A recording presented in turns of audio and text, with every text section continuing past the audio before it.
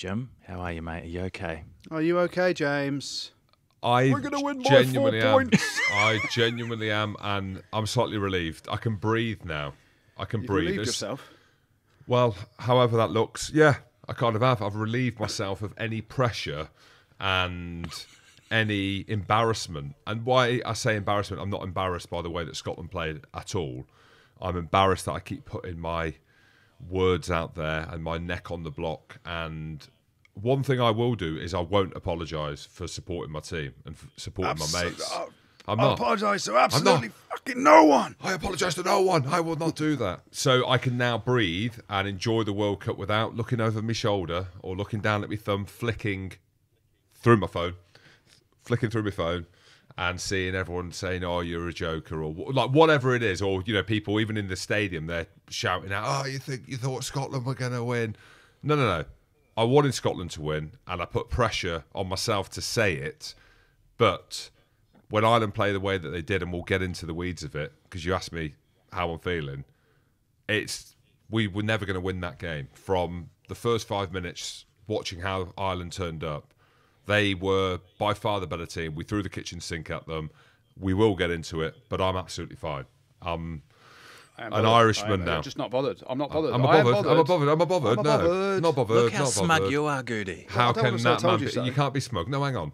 You can't sit there. So you've robbed Samoa out of a guaranteed place in the World Cup. This isn't in 4 yet years' about time. England. No, it's not. Sorry, go on. No, he's smug because this of isn't yet Ireland. about England. I mean, if you want me to compare England and Scotland are way better than England. There's a bit of a pick-me-up for you, Jim. But I did say, didn't I, 20 points. And I think, Jim, question for you. When I said 20 points last week, did you think I was just doing it to antagonise you? Yes. That's what I thought. I didn't think it was going to be 20 points. I thought we were better than that. I did.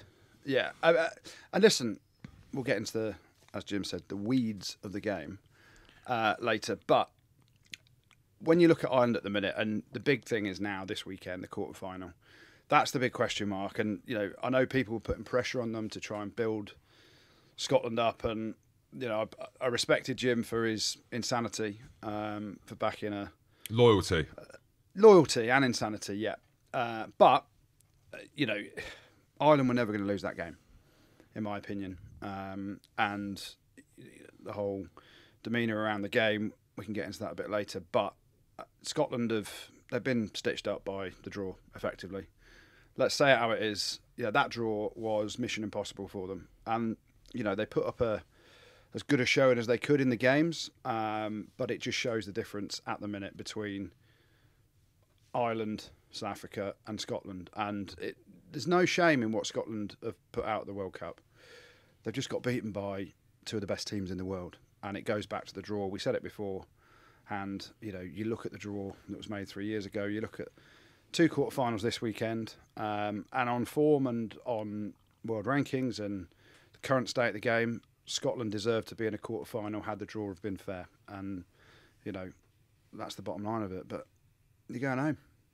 You're going home, Jim. They've gone home. Well, you're not. As ruthless as that. And I've been there. Look, I've been in their position twice, having been knocked out of a World Cup in 2011 after the pool stages and being knocked out in the quarterfinal. It's not nice. That's sport, though, at the end of the day. But I do feel as if now... Well, I was going to say I could turn into an expert. Never an expert. I know Goody had Ireland by 20 points, but look, if we go back through the archives and predict all the score lines that we've predicted, I imagine there's probably, between us both, Goody, maybe 3% right? No, too harsh. Too harsh. Maybe half right. To be fair, I did get it wrong because it was 21 points, but there we go. Jim, they didn't really fire much of a shot, though, did they? They didn't fire a shot. They bloody... it was a machine gun, mate. They threw every bullet they had at them. I think Scotland threw everything, the kitchen sink, the slippers, the sporrans, the skin doos, the Scottish... The TV, we invented the TV as well. What else? The kettle, the cooker, the microwave. What else? Invent the TV? I think we did invent the TV, Andy Rowe. Are you just claiming that, or did you actually? Can someone fact check that? I'll fact check that now. Let's Goody, fact check it. Just fact check that? Cause Ask Siri. Ask Siri. This could re-establish your credibility here, Jim. You know what? I am a lot smarter than people give me credit for. TV, I have, you know. that. Angus Watson invented the TV. Doesn't get any more Scottish than that. What about the German researcher Paul Nipkow in 1884? Who's called Nipkow? Okay, so they We threw everything. They threw all their furniture, all their appliances at it. Didn't get anywhere. Before you carry on, Jim, I'm going to blame you, and then you can get into the details. All right. If you were 100% confident, and we talked about this on the pod last week, I said if you believed, you'd wear your skirt, you'd wear your sporran, and you'd have your skin do. And I looked at you on the side of the pitch for the Big Jim show, which is Live. great again, by the way. Live, yeah. Sorry, I missed out live. You didn't have it on. You just went for the black jeans, standard, and the black bomber jacket, standard, and a T-shirt, standard. Where was the skin do? Well, I was that confident they were going to win that I was going to do a Klinsmann on the pitch when the final whistle went. And as we know, in the evening, it's very hot, very sweaty, dehydration, and I didn't want to do a Paul Scholes and embarrass myself, so I left the black jeans on, which I should say I'll be buried in. My black jeans, that's all I go. I've tried a few different colours, but it just doesn't work. But no, I had Ali McCoist and Jimmy Nesbitt, who was absolutely bollocksed pitch side, saying that, Ireland will win this by 30, 50 points. All right, fucking hell, Jimmy, absolute steam, ain't got a clue what you're talking about. Who knew? He was the oracle. He was nearly right. What happened? What do you mean what happened? It was obvious. Anyone who watched the game, the best team in the world, and they rocked up physically, mentally, they were ruthless, they were unplayable. Anyone who watched that game, you could have seen, you know, people saying, we were rubbish, we didn't fire a shot, we didn't take the kicks at goal, take the 3 points. No, like, it's not, as in there's a couple of things. I think selection, we spoke about Hamish Watson in the lead. Where was he? Where was our Hamish? Yeah, well, he weren't there, as we know. He weren't even in the 23. So, but man for man, player for player, Ireland were 8, 9, 10 out of 10. So I'd say they were 9, 10 out of 10, and we were 8. And that's a good number for us. They were just better. They were just a better team. They were physical. They turned up, emotionally wanted it, dealt with the occasion. And we can go through some of the standout performances. They did not miss a beat until the second half, where they made a few changes. And we witnessed the best team in the world right now. And I would say, again, it's easy to say it, they've got a quarter-final against the All Blacks. But I would say that was the best we've seen Ireland play in a long time. And that's saying something, considering how well they played against New Zealand in New Zealand, South Africa at the beginning of the tournament, and in the Grand Slam, winning Six Nations last year. They were phenomenal to watch. And I'm not embarrassed at all. I think we gave it everything we had. Yeah, they did. And I think the big thing was that James Lowe scores after 2 minutes, doesn't he? Which kind of set the scene a little bit. Just questioning the TMO. Where was he? Friend of the show, Tyg Byrne, who I've picked as potentially a player of the tournament, just puts a little shoulder on a Scottish defender that I think Ringrose goes through the hole, doesn't he? And it doesn't change anything, but that should never have been a try. It should have been pulled back for that. But TMOs, they get involved with stuff they shouldn't get involved with, and they don't get involved with other things that they should. But anyway. But we held on, didn't we? So after that try, you're thinking, oh, God, here we go. Yeah. And we actually held the fort, and that's where we started throwing everything at it.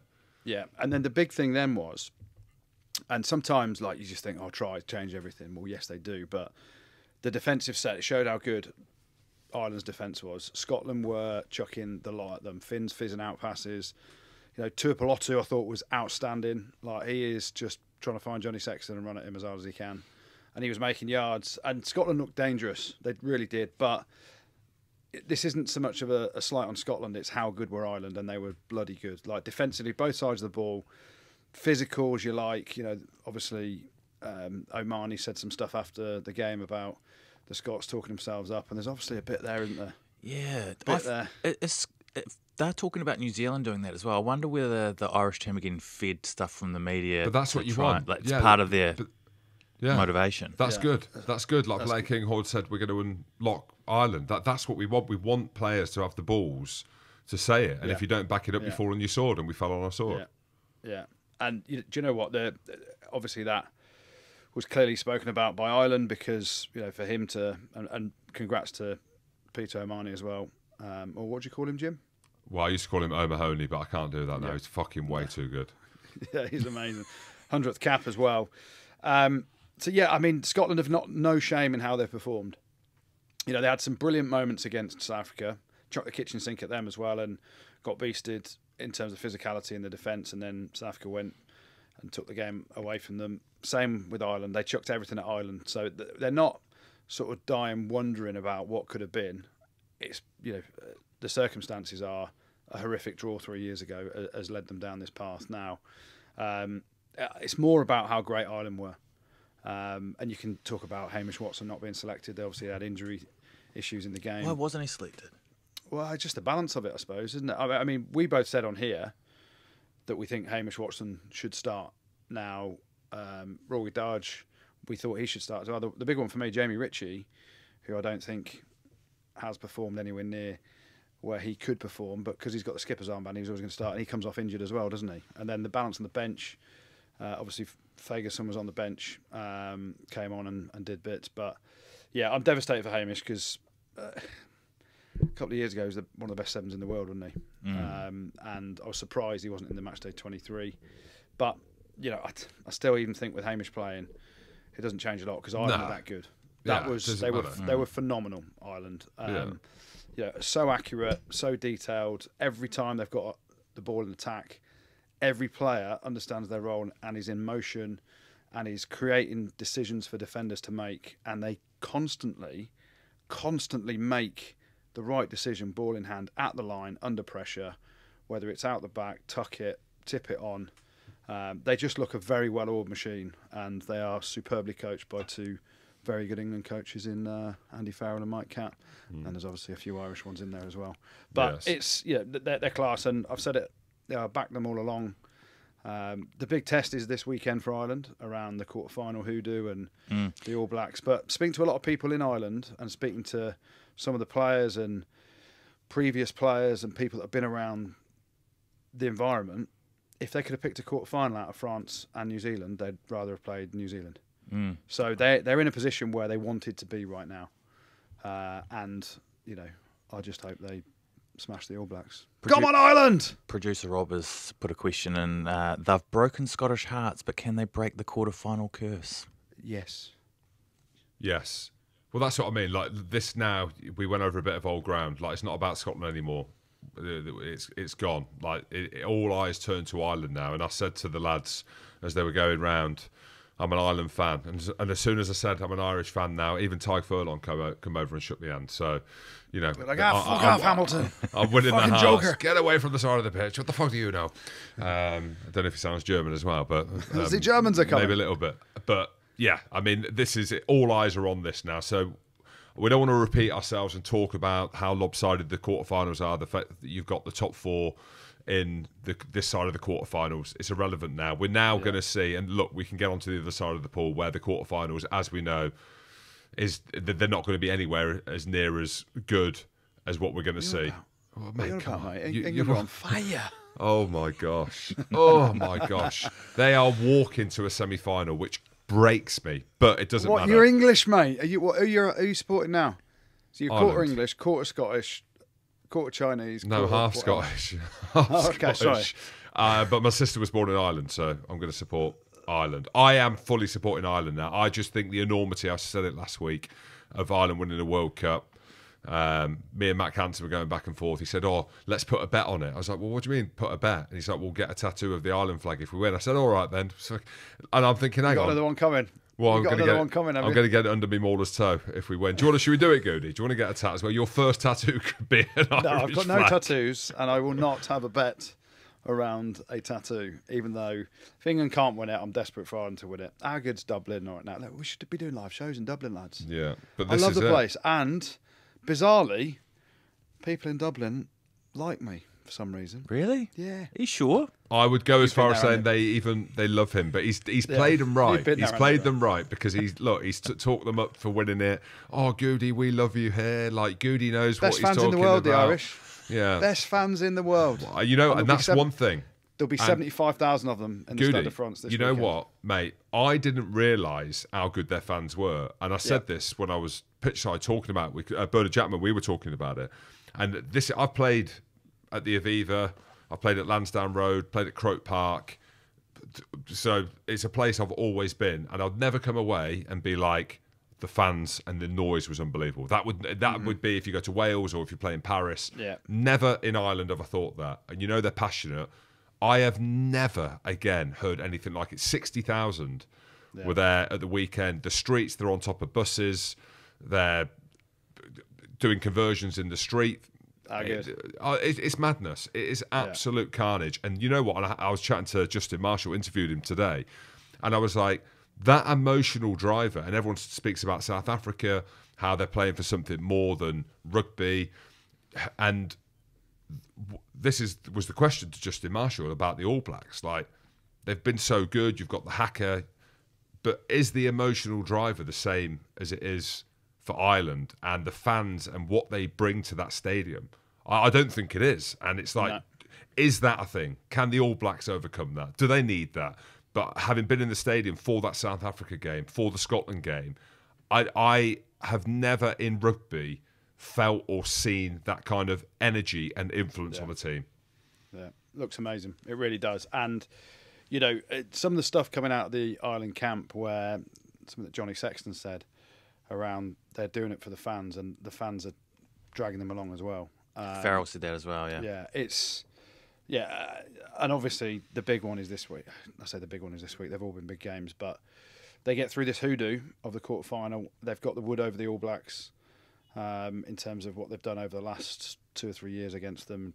They've gone down to New Zealand and won, beat them in Ireland. And New Zealand looking pretty good at times. But you get past this quarter-final, they got Wales or Argentina. I think Argentina might do Wales in that quarter-final. They've got the better choice of semi-final opponent potentially, and then it's on like Donkey Kong. Come on, Ireland and England, South Ireland Africa. Final. No, mate. Yes, that's what I want. England, Ireland in the final. Don't be silly. But this is what I mean, Goody. Then I'll stop supporting Ireland for one day.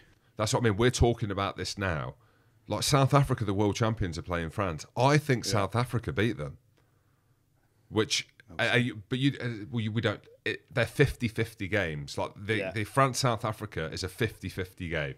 Yeah. Like either the world champions or the host nations are going out at the weekend. Crazy, isn't it? Madness. It's madness. I don't honestly, just for all the listeners, I don't honestly think England are getting to a World Cup final. I hope we do, but I don't think we are at the minute. Pod. Rugby pod.